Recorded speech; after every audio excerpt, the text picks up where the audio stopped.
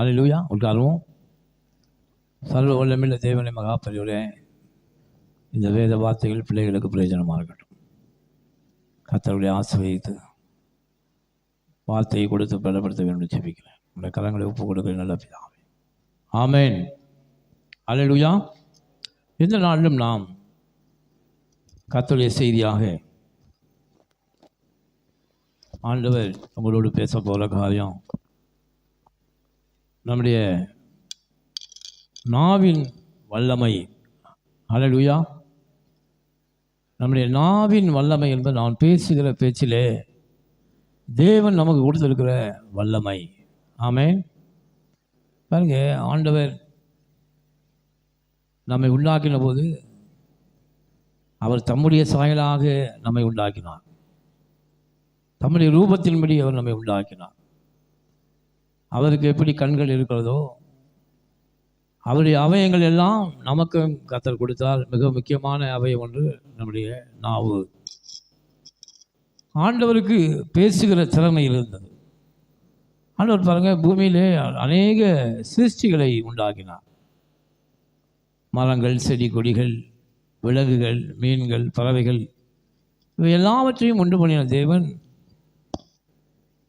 அவர்களுக்கு பேச்சு இருக்கிறது, ஆனால் சத்தம் இல்லை. என்ன இல்லை?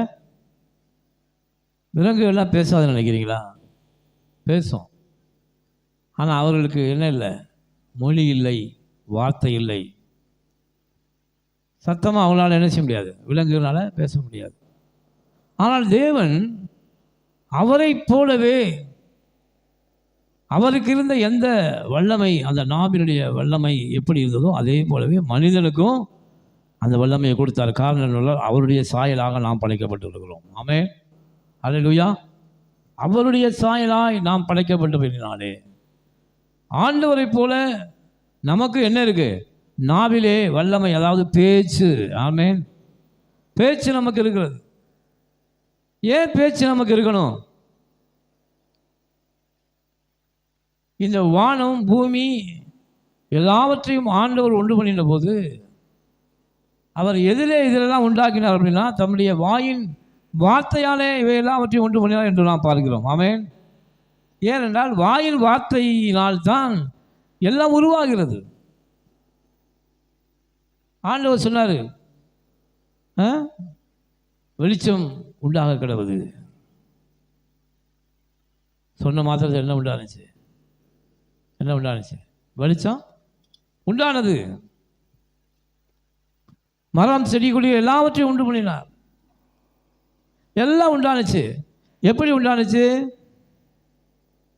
தேவன் பேசின வார்த்தையாலே இவை எல்லாவற்றையும் கர்த்தர் உண்டாக்கினார். ஆமென். ஹல்லேலூயா. பாருங்க, அவர் உண்டாக்கினார். ஆனால் உண்டாக்கின அவர் என்ன சொல்றார் அப்படின்னா, அவை நல்லது என்று கண்டார். என்ன சொன்னாரா?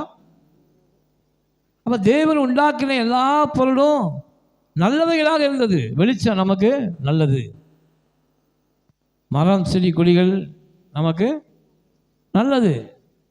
ஆண்டவர் தன்னுடைய சிருஷ்டிகளிலே உண்டு பண்ணின எல்லா பொருளும் நல்லவை என்று அவர் கண்டார். ஏனென்றால் தேவன் நல்லவர். அதனால் அவர் உண்டாக்கின எல்லா பொருளும் நல்லவைகளாக இருந்தது. அப்போ ஆண்டவர் சொல்றாரு, என்னை போலவே என்னுடைய சாயலாக உண்டு பண்ணின உன்னை நீங்களும் எதை பேசினாலும் என்ன பேசணும்? நன்மையானவைகளை பேச வேண்டும். ஹல்லேலூயா. அப்போ நன்மையானவைகளை நீங்கள் பேசும்போது உங்களை சுற்றி என்ன உருவாகுது? நன்மைகள் உருவாகி கொண்டு இருக்குது. தேவன் வெளிச்சத்தை உண்டு பண்ணினார், இருளை உண்டு பண்ணலை. வெளிச்சம் உண்டான இருள் வந்தது. ஆண்டவர் என்னைக்கும் நெகட்டிவ்ஸ் உண்டு பண்ணவே இல்லை. ஆண்டவர் எப்போதும் நன்மையாகவே உண்டு பண்ணினார். ஹல்லேலூயா. பாருங்க, பகலையாள பெரிய சுடரை உண்டு பண்ணினார், சந்திரனை உண்டு பண்ணினார். இவை எல்லாம் நன்மையானது.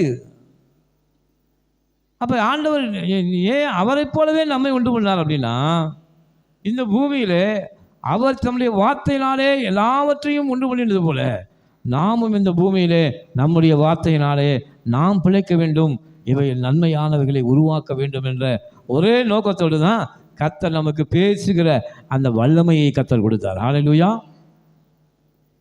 அதை தம்முடைய சாயலாக உண்டு பண்ணினார். ஏன்? அவருடைய வேலையை செய்வதற்கு கர்த்தர் நம்மை உருவாக்கி இருக்கிறார். முதலாவது அவரை துதிப்பதற்கு, இந்த ஜனத்தை நான் எனக்கென்று ஏற்படுத்தினேன், இவர்கள் என் துதியை சொல்லி வருவார்கள். அவர் துதிக்க வேண்டும், அவரை ஆராதிக்க வேண்டும், அவரை மகிமைப்படுத்த வேண்டும். பாருங்க, தேவன் அதுக்காக தான் இந்த வாயை நம்ம கொடுத்துருக்காரு. சுவாசிக்கிறீங்களா? ஆனால் இப்போ மனிதர்கள் இந்த வாயை எதற்கு பயன்படுத்துகிறார்கள்? இதுதான் இப்போ முக்கியமான மேட்ரு. தேவன் கொடுத்த இந்த நாவை நாம் எதற்கு பயன்படுத்துகிறோம்? ஏன்னா மனிதர்கள் ஆதாம் பாவம் செய்தபோது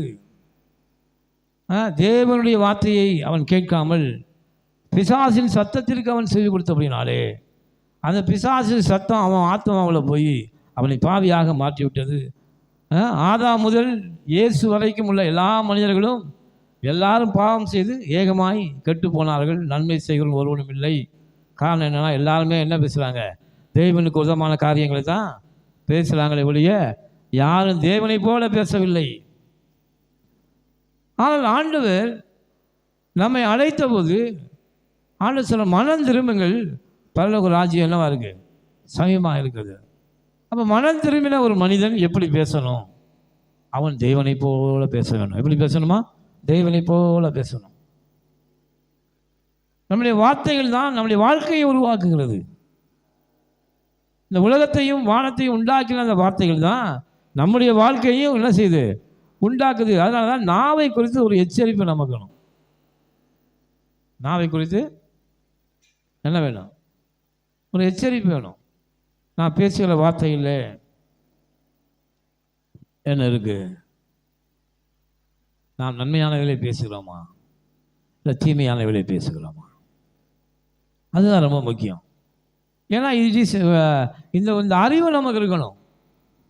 இதை யாரையும் புண்படுத்துறதுக்காக ஆவியானவர் பேசலை. நீங்கள் நலமுடன் வாழ்வதற்காகவே பரிசுத்த ஆவியானவர் உங்களோடு பேசி கொண்டிருக்கிறார். ஹல்லேலூயா.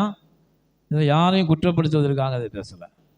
ஏனென்றால் அநேக சமயங்களிலே நம்முடைய வாழ்க்கையை கெடுப்பது நம்முடைய நாவு. ஆண்டவர் பேச சொன்ன வார்த்தைகளை நாம் விட்டு பிசாசு சொன்ன வார்த்தைகளை நாம் பேசி கொண்டு இருக்கும்போது நம்முடைய வாழ்க்கையிலே எல்லா பிரச்சனையும் வருது. கடைசியில் நாம் என்ன செய்கிறோம்? எனக்கு ஏன் இதெல்லாம் நடக்குது? எனக்கு மட்டும் ஏன் இதெல்லாம் நடக்குது? நான் யோசிக்கிறோம். நான் ஒரு பாவமும் செய்யலை, நான் ஒரு பாவமும் செய்யலை. அவங்களுக்கு தெரியல, நாம் பேசின வார்த்தை தான் விதையாக இருக்கிறது. அந்த விதை தான் வளர்ந்து நம்ம வாழ்க்கையில் பின்னாடி வருகிறது. அதனால தான் நாவை குறித்து எச்சரிக்கையாக இருக்கணும். யாக்கோபுல தெளிவாக ஒரு வார்த்தையை சொல்கிறார். வாசிப்போம். யாக்கோபு 1:21 நம்ம எடுத்துக்கொள்வோம். வாசிங்க. யாக்கோபு 1:21.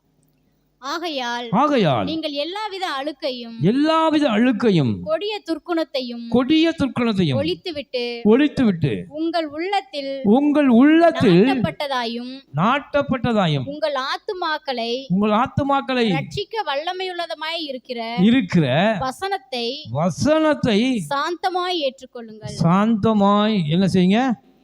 ஏற்றுக்கொள்ளுங்கள். யாக்கோபு 1:26 தானே வாசிங்க. 26 வாசிங்க.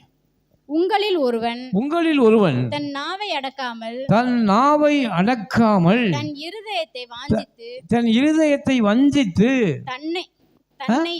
தன்னை தேவ பக்தி உள்ளவன் என்று எண்ணினால் அவனுடைய தேவ பக்தி வீணாயிருக்கும்.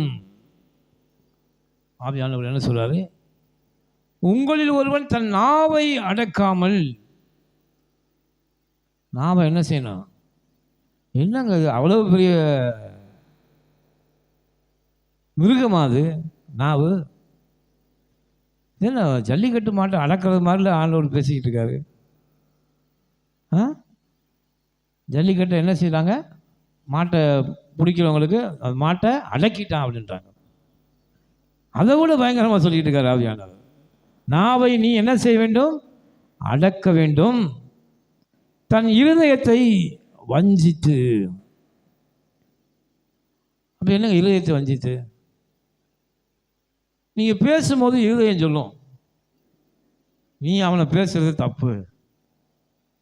ஆனாலும் நம்ம மனசுக்கு ஆத்திரம், நமக்குள்ள கோபம், அந்த வைராக்கியம், இதெல்லாம் என்ன செய்யும்?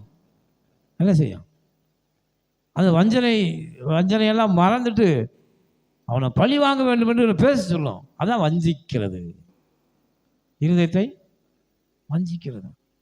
இருதயம் சொல்லும் நீ பேசாத, ஆனால் நான் பேசித்தான் ஆவேன், அவனுக்கு ஒரு வார்த்தை கேட்டுத்தான் ஆவேன், அவனை ஒரு 4 வார்த்தை நறுக்கணும், கேட்டுத்தான் ஆவேன் அப்படின்னு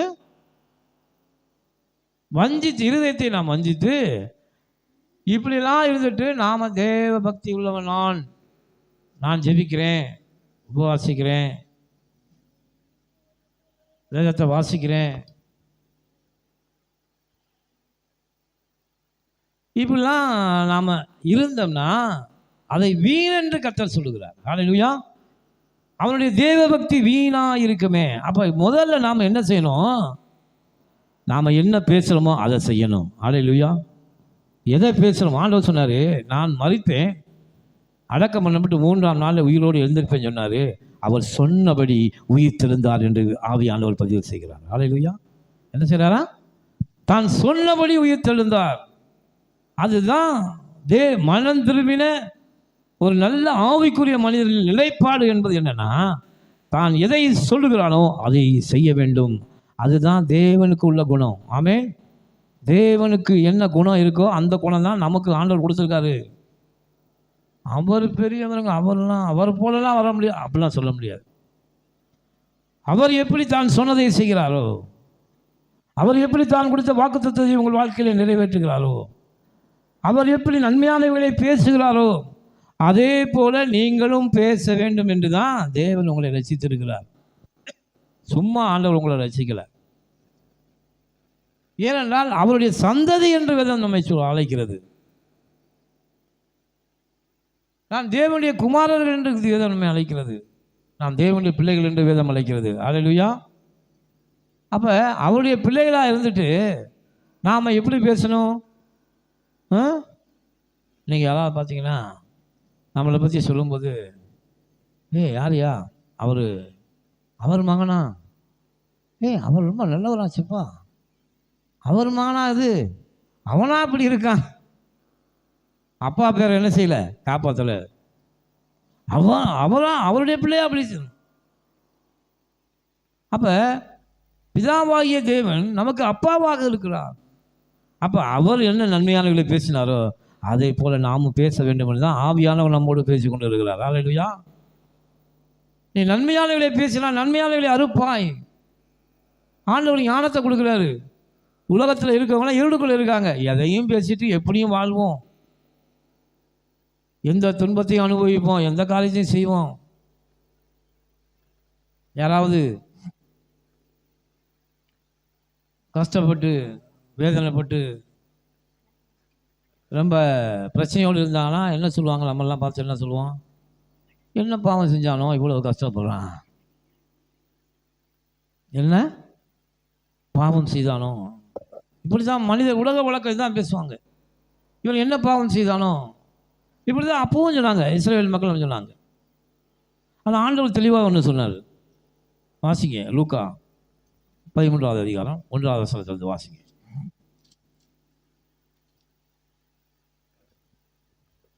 13:1 வாசிங்க. பிலாத்து சில கலிலேயருடைய, பிலாத்து என்பது யாரு? அந்த ரோம அரசாங்கத்தில் உள்ள அதிகாரியாக இருந்தவன்.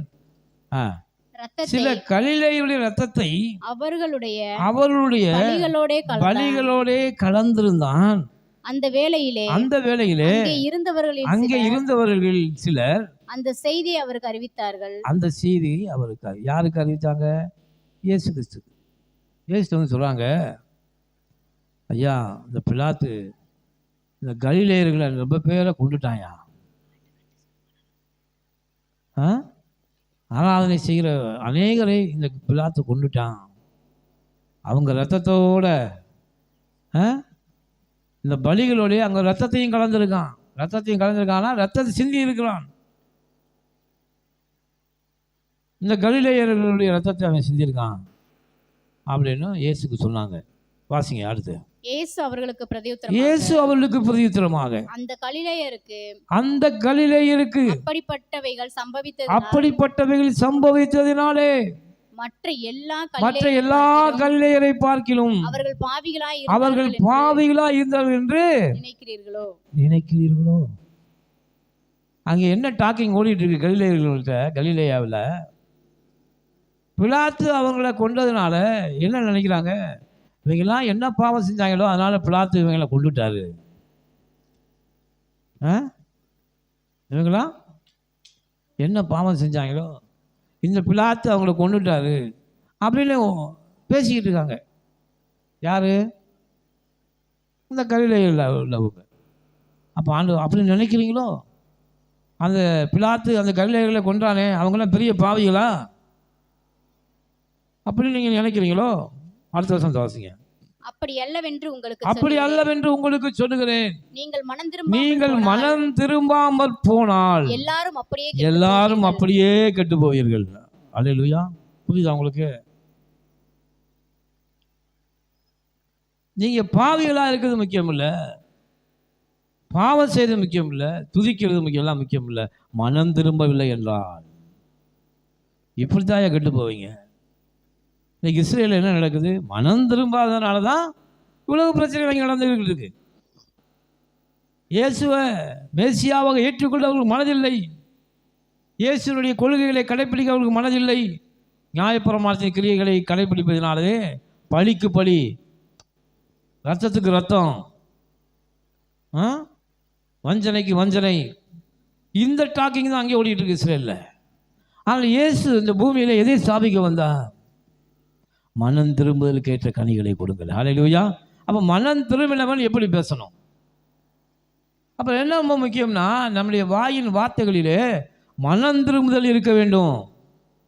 என்ன இருக்கணும்? மனம் திரும்பின நீதிமானுடைய வார்த்தை எப்படி இருக்கணும் அப்படின்னா அது கிருபை நிறைந்ததாக இருக்கணும். ஹல்லேலூயா. நம்முடைய வாயின் வார்த்தையை கேட்டாலே, நம்ம பேசுனதை கேட்டாலே ரட்சிக்கப்படணும். நம்ம கிருபை புரிந்த வார்த்தைகளை கேட்டாலே என்ன செய்யணும்? ஒரு மனுஷன் மனம் திரும்பணும். ஒரு கிருபை புரிந்த மனம் திரும்பணும். அவன் சொல்றாரு, ஆண்டவர் தெளிவாக சொல்றாரு, எல்லாம் சாகுறாங்களே அவங்கெல்லாம் பாவம் செஞ்சுக்கிட்டு சாகலப்பா, மனம் திரும்பாதனால செத்துக்கிட்டு இருக்காங்க. அல்லேலூயா. இன்னைக்கு அநேகர் ஆக்கினை அடைந்து கொண்டு இருக்கிறார்கள், வேதனை அனுபவித்துக் கொண்டு இருக்கிறார்கள் தங்களுடைய வாழ்க்கையில். அப்படின்னா காரணம் என்னன்னா அவன் மனம் திரும்பாமல் போனதினாலே. ஆண்டவர் தெளிவாக சொன்னார், நீ பிரமாணங்களை கடைபிடிப்பதனால, நீ அப்படி செய்யணும் இப்படி செய்யணும் இல்லை, மனம் திரும்புங்கள், பரலோக ராஜ்யம் என்னவா இருக்கு? பரலோக ராஜ்யம் என்பது என்ன? அப்போ மனம் திரும்புதல் வேண்டும். நம்முடைய வாயின் வார்த்தைகளிலே மனம் திரும்புதல் வேண்டும். அடுத்த வாசத்தை வாசிங்க. சீலோவாமிலே கோபுரம் விழுந்து 18 பேரை கொன்றது எருசலேமில் குடியிருக்கிற மனுஷர் எல்லாரிலும் குற்றவாளிகளாய் இருந்தார் என்று நினைக்கிறீர்களோ? அநேகருக்கு நாம எப்படித்தான் நினைக்கிறோம். யாராவது கெட்டு போய் செத்து போயிட்டா அவன் என்ன பாவம் செஞ்சானோ, அவங்க என்ன கொடுமை அக்கிரமம் பண்ணாங்களோ, அவங்க என்ன கொடிய பாவம் செஞ்சாங்களோ, அவங்க செத்து போயிட்டாங்க அப்படின்னு நம்ம நினைக்கிறோம். இல்லை, ஆண்டவர் சொல்றார், மனம் திரும்பாததுனால தான் ஒவ்வொரு மனுஷனுடைய வாழ்க்கையில் என்ன வருது? பிரச்சனை வருது. மனம் திரும்பாத மனிதன் என்ன பேசுகிறான்? மனம் திரும்பாதவன் மாம்சத்தின் கிரியைகளை உடையவனாக இருக்கிறான். மாம்சத்தின் கிரியைகள் என்பது என்ன? கோபம், வைராக்கியம், சண்டை, துர்க்குணம், இதுதான் மாம்சம். அப்போ அவன் பேசும்போது என்ன பேசுகிறான்? நம்ம ஏதாவது போய் கேட்டோம்னா, நீங்கள் பாருங்கள், உலகத்தில் என்ன கேட்டோம்னா என்ன சொல்கிறான்? என்னப்பா ஏப்பா அப்படி செய்கிற, இப்படி செய்யாதப்பானா நாங்கள் செய்வோம்ல அப்படின்றான். உனக்கு இல்லையா, போயா அப்படின்றான். இதெல்லாம் செய்யக்கூடாதுப்பா, அது எங்களுக்கு தெரியும், நீ போ அப்படின்னு தானே உலகம் சொல்லுது. மாம்சத்துக்குரியவர்கள் எப்படி பேசுகிறாங்க? அவங்க பேச்சில் என்ன இருக்கு? கோபம், சண்டைகள், வைராக்கியங்கள், பகைகள், விரோதங்கள் இருக்கிறது. அதனால அவன் வாழ்க்கையில் என்ன வந்துக்கிட்டே இருக்கு? ரிப்பீட் ஆகிக்கிட்டே இருக்கு. என்ன ரிப்பீட் ஆகிட்டு இருக்கு? சண்டைகளும் கோபங்களும் வைராக்கியங்களும் பகைகளும் அவன் வாழ்க்கையில் வந்து போய்கிட்டே இருக்கு. ஆனால் தேவன் இதை பார்த்து தான் சொன்னார், மனம் திரும்புங்கள். என்ன சொன்னார்? மனம் திரும்புங்கள், பரலோக ராஜ்யம் உங்களுக்கு சமீபமாக இருக்கு. உன் பேச்சை மாற்று. நீ நினைக்கிற உன் பேச்சு எல்லாமே இந்த காற்றுல அப்படியே போயிடும் நினைக்காத. நீ பேசுகிற எல்லா பேச்சுக்களும் உன் வாழ்க்கையில் சில காரியங்களை உருவாக்கி கொண்டு இருக்கிறது என்பதை மறந்து போய்விடக்கூடாது. ஹல்லேலூயா. அதனால தான் ஆவியானவர் நமக்கு எச்சரிக்கிறார். அடுத்த வசனத்தை வாசிங்க. அப்படி அல்லவென்று உங்களுக்கு அப்படி அல்லவென்று உங்களுக்கு சொல்லுகிறேன், நீங்கள் மனம் திரும்பாமல் நீங்கள் மனம் திரும்பாமல் போனால் எல்லாரும் அப்படியே எல்லாரும் அப்படியே கெட்டு போவீர்கள். ஹல்லேலூயா. அதான் மனம் திரும்ப ரொம்ப வாழ்க்கையில் முக்கியம். ரட்சிக்கப்பட்டவன் மனம் திரும்பினவன். நான் பழைய சுபாவ மனுஷனே வச்சிருந்துட்டு நான் தேவ பக்தி உள்ளவன் என்று வார வாரம் சபைக்கு வருவதும் ஜெபிப்பதும் உபவாசிப்பதும் இதெல்லாம் இருக்கலாம் வீண் என்று கர்த்தர் சொல்லுகிறார். என் வாழ்க்கையில் ஒரு சில மாற்றங்களை உலகத்தார் காண வேண்டும். இவன் முன்னாடி இப்படி இருந்தான், இவன் இப்படி இருக்கான். இதுதான் சுவிசேஷம். இதுதான் சுவிசேஷம். சுவிசேஷம் என்ன? முன்னாடி இவன் இப்படி இருந்தாயா, எதையும் மட்டும் பேச முடியாதையா, பயங்கர சண்டைக்காரனாக இருந்தான், கோபக்காரனாக இருந்தான். ஆனால் இன்றைக்கி எப்படி பேசுகிறான்? காரணம் இயேசுவை ஏற்றுக்கொண்டான், மனம் திரும்பி இருக்கிறான். ஹல்லேலூயா. நான் மனம் திரும்பி இருக்கிறேன். எத்தனை பேர் சொல்ல முடியும்? நான் மனம் திரும்பி இருக்கேன்னு சொல்லுவாங்க. கையை தூக்குங்க பார்ப்போம். திரும்பி இருக்கீங்களா? என்ன அதையே யோசிக்கிறீங்க? நீங்களே மனம் திரும்பலைன்னா அப்போ யாரை வெளியில் உள்ளவனா மனம் திரும்புவா? அப்போ நம்முடைய வாழ்க்கையில் உள்ள பிரச்சனைகளுக்கு மிக முக்கியமான காரணம் நாம் மனம் திரும்பாமல் போனது நிமித்தமே. கர்த்தர் தெளிவாக சொல்றார். உன் வாழ்க்கையில் பிரச்சனை வருதா, அவன் அங்கே செத்தாங்க, அவங்கெல்லாம் மனம் திரும்பலை. ஆனால் நீயோ மனம் திரும்பு. நீ என்ன செய்ய? மனம் திரும்பு. அப்போ மனம் திரும்பினவன் இன்னொரு வசனத்தெல்லாம் வாசிப்போம். யாக்கோபு 3:2 வசனத்தை வாசிங்க. யாக்கோபு 3 சீக்கிரம் வாசிங்க. நாம் எல்லோரும் அநேக விஷயங்களில் தவறுகிறோம். நாம் எல்லாரும் அநேக விஷயங்கள் என்ன செய்வோமா? அநேக விஷயங்களில் என்ன தவறும்? அநேக விஷயங்களில் நான் பேசுகிற பேச்சிலே தவறாக பேசுகிறோம் என்று ஆவியானவர் சொல்லுகிறார். பேசுகிற பேச்சில் என்ன இருக்கு? தவறு இருக்கு. மனசாட்சியிலே அது மனசாட்சி சொல்கிறத நாம் கேட்கறதில்ல. நம்ம மனசு சொல்கிறத கேட்டுட்டு யாரையும் என்ன செய்கிறோம்? பேசிடுறோம். கண்டபடி பேசுகிறதற்கு தாமதமாயும். நீதிபதி என்ன பண்ணுறது? பேசுகிறதற்கு தாமதம். மெதுவான பிரதியுத்தரம் சண்டையை அடக்கும். 2 பேரும் கோவப்பட்டு ஓ அப்படின்னு கத்துனா சண்டை வளரும். அதில் ஒருத்தன் போய் ஏப்பா அப்படி செய்யலை, சரி விழுப்பா, தெரியாமல் உன்னை பேசிட்டப்பா அப்படின்னு மெதுவான பிரதியுத்தரம் சண்டையை அப்படியே அடைக்கிறோம். அநேகத்துடைய வாயிலான தான் என்ன செய்யலாம்? பல அநேக துன்பங்களை அனுபவித்து கொண்டு இருக்கிறோம். வேதனைகள் ஆறுதல் தான் ஆண்டவர் யோசிக்கிறாரு. நீ உனக்கு நல்ல ஞானத்தை கொடுத்துருக்கேன். உன் வாயின் வார்த்தைகளிலே நல்ல வார்த்தைகளை என்னை போல பேச பழகு. ஆமென். வாசிங்க அந்த வசனத்தை.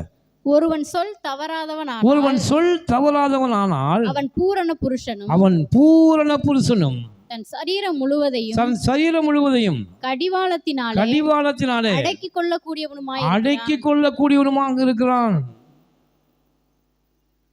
யாரு? சொல் தவறாதவன்.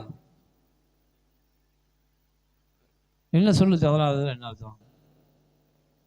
கர்த்தர் நமக்கு என்ன சொன்னாரோ அதன்படி நாம் செய்ய வேண்டும். அதுதான் சொல் தவறாதவன். நம் வாயில என்ன வார்த்தையை பேசுகிறோமோ அதன்படி நாம் நடப்பதுதான் சொல் தவறாதவன்.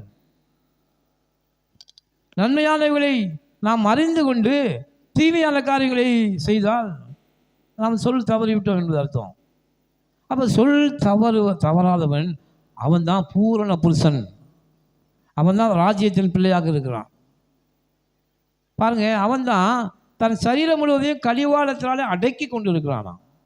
என்ன அடக்கி கொண்டு இருக்கானா? நம்ம சரீரம் முழுவதையும் அடக்கி கொள்ளுற கடிவாளம் எங்கே இருக்குது அப்படின்னா, எதுக்கு போடணும் அப்படின்னா, கண்ணுக்கோ மூக்குக்கோ இதயத்துக்கோ காலுக்கோ கடிவாளம் போட அவசியம் இல்லை. ஒரு மனுஷன் பூரண புருஷனாக இருக்கணும்னா அவன் நாக்குக்கு கடிவாளம் போடு. ஆண்டவர் என்ன சொல்றாரு? அவன் நாவுக்கு கடிவாளம் போடு. கடிவாளம் என்பது என்ன? ஒரு குதிரையை தன் இஷ்டப்படி திருப்பணும். லெஃப்டில் திருப்பணும்னா இந்த பக்கம் என்ன செய்யணும், வாயில் கழிவாளம் இருக்கும். இந்த பக்கம் திரும்பணும் அப்படின்னா இந்த பக்கம் இழுக்கணும். அப்போ குதிரை என்ன செய்யும், ரைட்டில் போகும். லெஃப்ட் பக்கம் நீங்கள் போகணும்னா லெஃப்ட் பக்கம் பிடிச்சி இழுத்தீங்கன்னா கழிவாளத்தை இங்கிட்டு திருப்பும்போது அது புரிஞ்சுக்கணும், சரி இங்கிட்டு போக சொல்லார் அப்படின்னு. இதே போல தான் உன் வாயின் வார்த்தைகளை கழிவாளம் போட்டு வைத்துக்கொள். அதை நீ கழிவாளத்தை போல பயன்படுத்து. உன் வார்த்தையை என்ன செய்ய, நீ எங்கு எப்படி பேச வேண்டுமோ அங்கு அப்படி பேசு. அப்பொழுது நீ பூரண புருஷனாக இருப்பது மாத்திரமல்ல, ஆசீர்வதிக்கப்பட்டவனாகவும் நீ இருப்பாய். அல்லேலூயா. அது ஆண்டவர் நம்ம கற்றுக் கொடுக்குறார். அல்லேலூயா. அதனால தான் வார்த்தைகளை கவனமாக பிரயோகிக்க கற்றுக்கொள்ளணும். அதான் தாவீது சொல்றார், வாயின் வார்த்தைகளும் இதயத்தின் தியானமும் பிரியாக இருக்கட்டும். உமக்கு பிரியமான வார்த்தைகளை பேச எனக்கு கற்றுத்தரும் ஆண்டவரே. அப்போ பூரண புருஷனாக இருக்கணும்னா என்ன அர்த்தம் அப்படின்னா, நாம் சொல்லலாம், நான் ஜெபிக்கிறேன், உபவாசிக்கிறேன், எல்லாம் செய்கிறேன். அப்போ இதையும் ஒன்றும் குறை இருக்குப்பா. என்ன குறை இருக்குது? நீ சொல் தவறாமல் இரு. அப்பொழுது தான் தேவனுக்கு முன்பாக என்னவா இருக்க, பூரண புருஷனாக நீ இருக்கிறாய். ஆமென். அப்போ சொல் தவறாத. தேவன் ஒரு ஃபார்மாலிட்டிஸ் வச்சிருக்காரு, நம்ம எப்படி வாழணும். அது மிக முக்கியம், அந்த நாவை அடக்குவது. அடுத்த வருஷத்தை வாசிங்க. பாருங்கள் குதிரைகள் நமக்கு கீழ்ப்படியும்படிக்கு அவைகளில் வாய்களில் கடிவாளம் போட்டு அவைகளுடைய முழு சரீரத்தையும் திருப்பி நடத்துகிறோமா? முழு சரீரத்தையும். குதிரை எவ்வளவு வலிமையானது பாருங்க. குதிரைக்கு ஒப்பாக சொல்றாரு நம்ம நாக்க.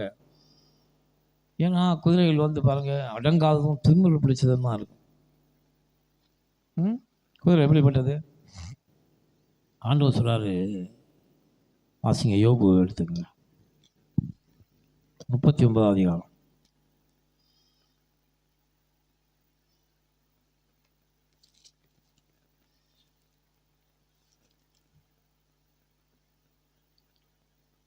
வசனத்தை வாசிங்க.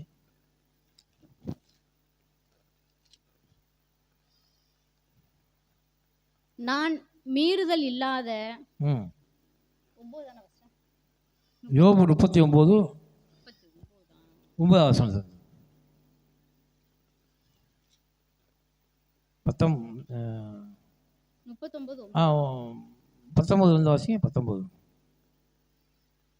குதிரைக்கு நீ வீரியத்தை கொடுத்த. ரைட்டு. இப்போ ஆண்டவர் சொல்றாரு, யோபு வந்து ஆண்டவர் எப்படி செஞ்சிட்டீங்க அப்படி செஞ்சீங்கன்னு புலம்பிட்டு இருக்கான். அப்போ ஆண்டவர் வந்து சொல்றாரு அவன்கிட்ட, ஐயா நான் உண்டாக்கின எல்லா மிருகங்களையும் பாரு, அதில் குதிரையை சொல்றாரு ஆண்டவர் பாருங்க. வாசிங்க. குதிரைக்கு நீ வீரியத்தை கொடுத்தாயோ, அதன் தொண்டையின் குமுறலை வைத்தாயோ.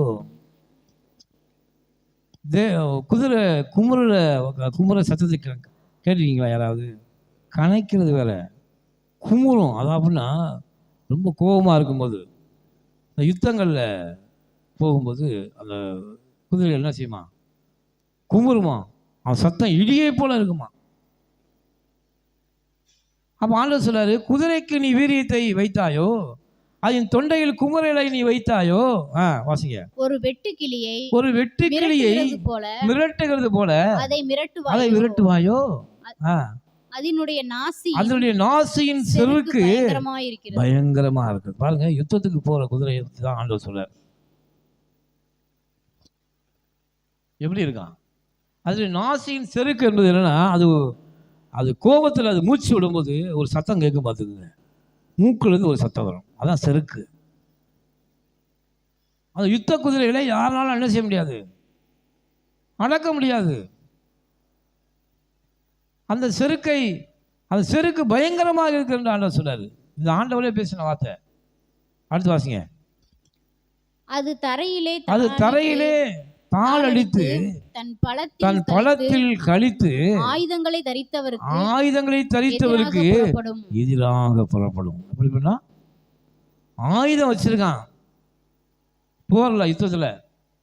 ஆனா கொஞ்சம் கூட பயப்படாது அந்த குதிரை. அந்த ஆயுதம் வைத்தலுக்கு எதிராக புறப்பட்டு என்ன செய்யும், யுத்தத்தில் போகும். அந்த மேலே ஏறி இருக்கிற கொண்டு போய் விடும். ஐயோ அவன் கத்தி வச்சுருக்கான், ஈட்டி வச்சுருக்கான், இதெல்லாம் வச்சுருக்காங்க, நம்மளை குத்திடுவானேன்னு ஒரு நிமிஷம் கூட அது என்ன செய்யாதான், பயப்படாது. இவ்வளவு வலிமை வந்தது அந்த குதிரை. இங்கே இப்போ ஆலோசனை பசுத்தாய்வனும் இந்த குதிரைக்கு ஒப்பாக குதிரையுடைய சரீரம் முழுவதையும் திருப்பும்படி அதற்கு ஒரு சின்ன கடிவாளம் நாக்கில் போடுவாங்க. அது அவ்வளவு வலிமையான குதிரைக்கு திருப்புறது. அதே போலதான் நம்ம வாயில் இருக்கிற நாக்கு, வாயில் இருக்கிற நாக்கும். அடுத்த வசனம் அந்த யாக்கோபு 1 அதை 3ஆம் அதிகாரத்திலிருந்து வாசிங்க.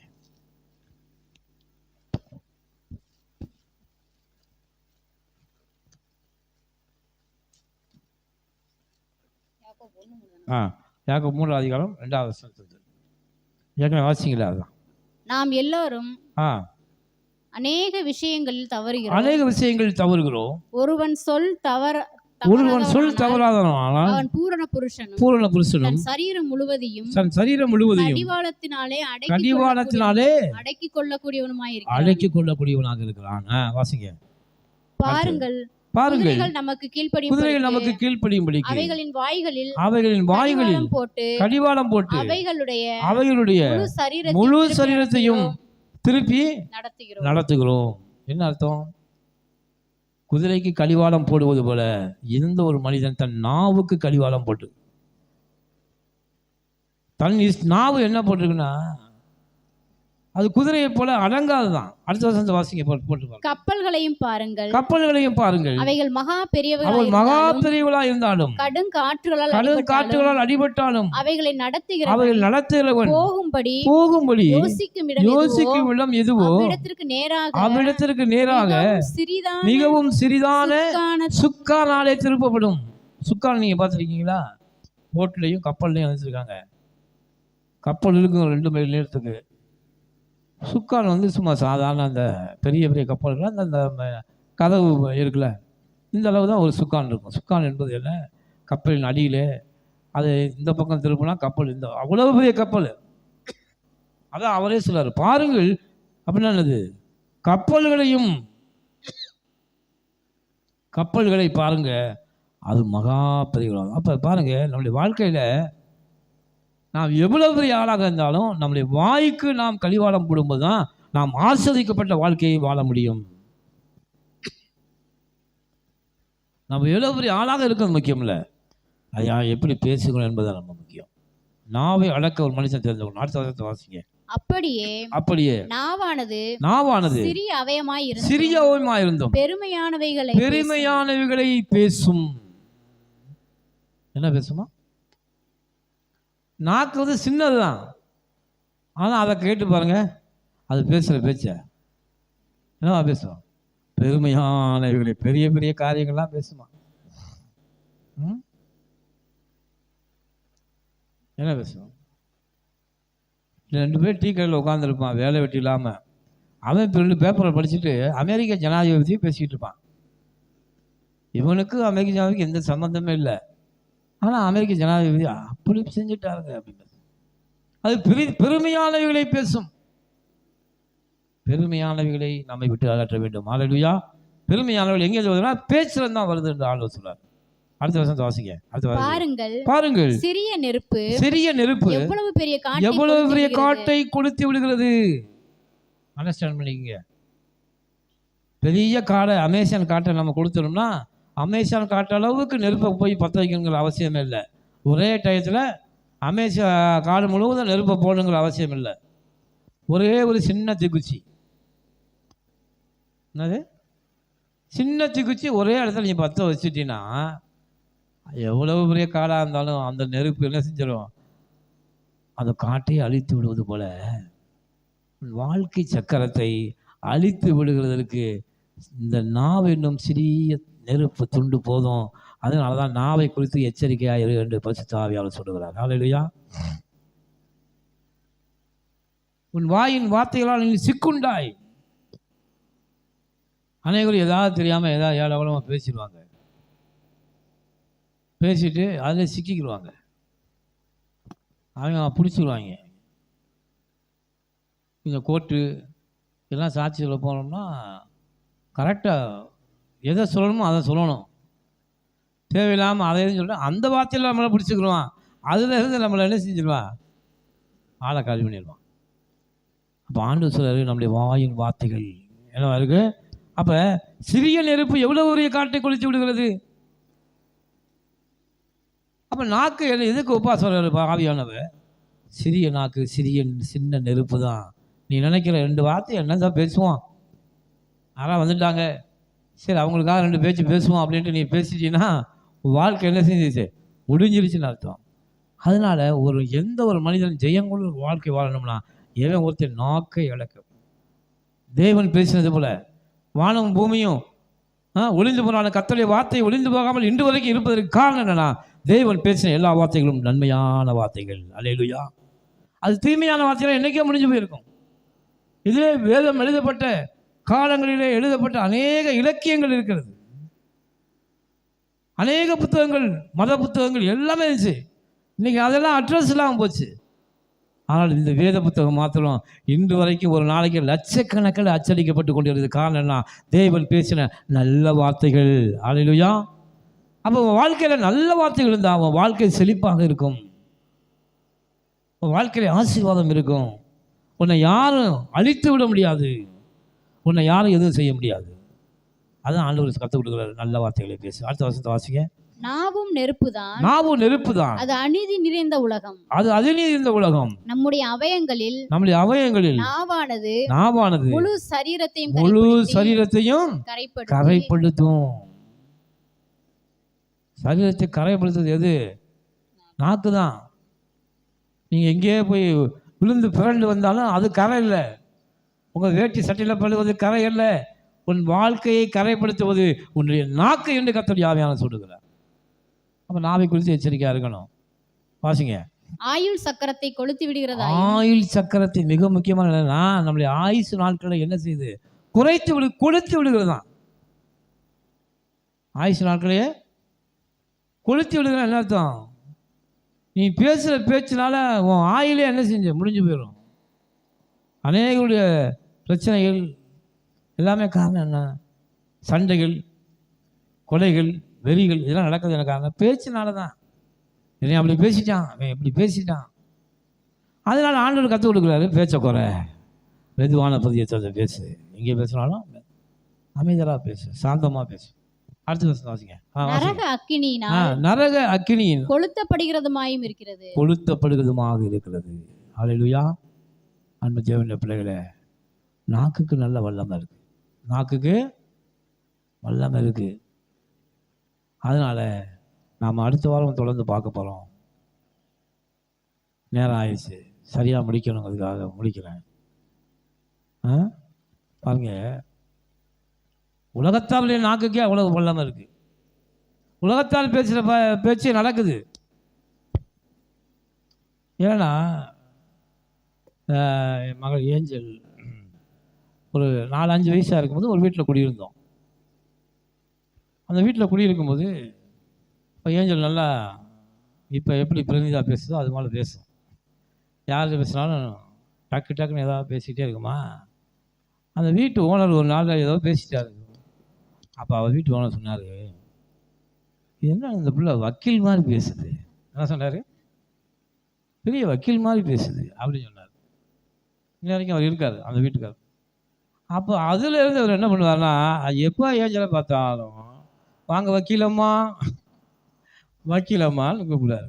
அடுத்து கொஞ்ச நேரம் இருந்தால் ஜட்ஜம்மா அப்படின்னு கூப்பிடுவார். ஏன்னா அவர் கேள்வி அப்படி பேசுதான் அப்படின்னு. இதை நாங்கள் மறந்துட்டோம், கிட்டத்தட்ட 20-30 வருஷம் ஆச்சு.